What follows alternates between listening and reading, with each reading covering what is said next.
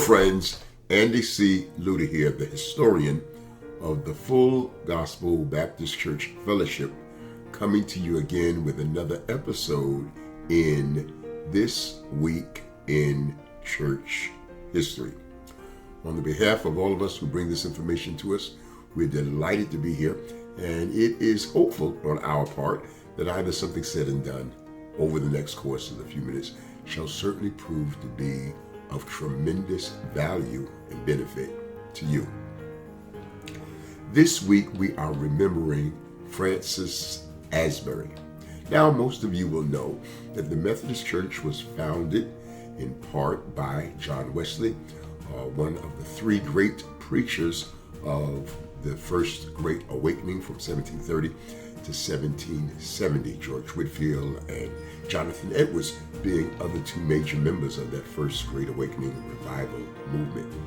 But even beyond John Wesley, he, in the year 1771, appointed Thomas Cook and Francis Asbury to serve as lay preachers here in the British colonies. Now, this is before the War for Independence, and the colonies had not yet become the United States of America.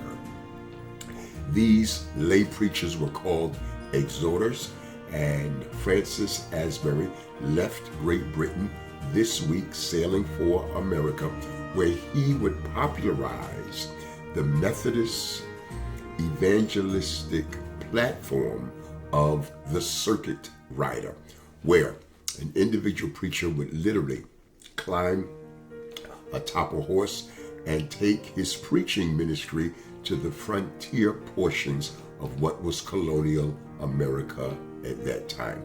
This is what Francis Asbury would do. And when the War for Independence broke out in 1776, Francis Asbury was one of only two Methodist English preachers that remained here in the United States during the course of that war. Much of that time was spent in hiding because of the assumption that his loyalties lay with Great Britain that the colonies were fighting against.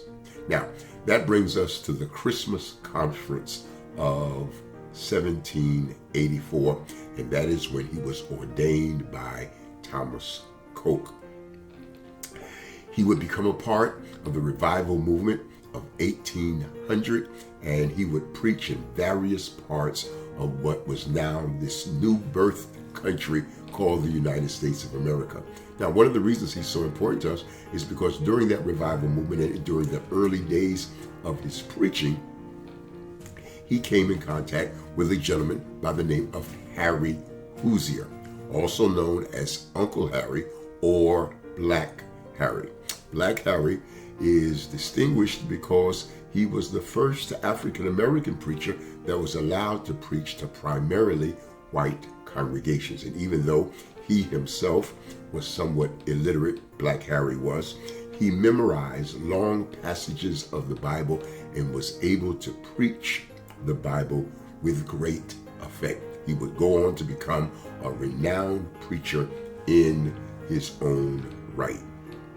Well, Francis Asbury was one of two co-superintendents that had been appointed by John Wesley to give leadership to the Methodist Church here in America. And it was the Presbyterian and Methodist communion that left a deep imprint upon his life and upon his thinking. And for over 20 years, he served here in the United States. What is remarkable about Francis Asbury is that when he came to America, the Methodist movement and the Methodist Church was one of the smallest Reformation denominations here in the United States. But by the time that he died, which would be 1813, he had helped to grow the Methodist Church into one of the largest Christian denominations of his era and time. Now, again, one of the reasons that Francis Asbury is so important to us is because of two particular African Americans that he ordained to the clergy. First of those two would be Richard Allen. Richard Allen would go on to become a founder of the African Methodist Episcopal Church. And so his ordination and his entry into ministry came at the hands of Francis Asbury. The other individual that Asbury ordained to ministry was Daniel Coker, another pioneering personality in the African Methodist Episcopal Church.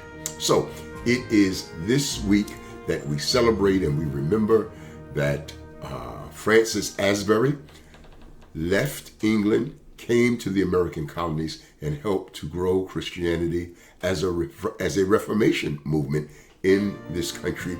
And his impact and his influence was not confined to just the white Methodist Church, but he had a great impact upon even the African Methodist Church, or the AME Church as well. Well, friends, again, I am Andy C. Lewter, historian of the Full Gospel Baptist Church Fellowship. And if you take a look at the screen, you'll see where there is a link here for those of you who are a part of our fellowship. If you would like more information like what I have shared with you today, I certainly encourage you to take advantage of the same. Now, because we do not want to restrict or confine ourselves to just those who are in our fellowship, there is now on the screen a second URL or link that can be used by yourselves to take advantage of the assembled material that we have gathered in the area of church history. Friends, this takes up just about all of my time. I certainly want to thank you for yours. Do know that God loves you, we love you, and we look forward to seeing you real soon. I therefore charge you to go in peace. I charge you to go in joy. I charge you to go in love, and I charge you to go in happiness, because the author of peace, love, joy, and happiness most certainly goes with you. God bless. Have a great day.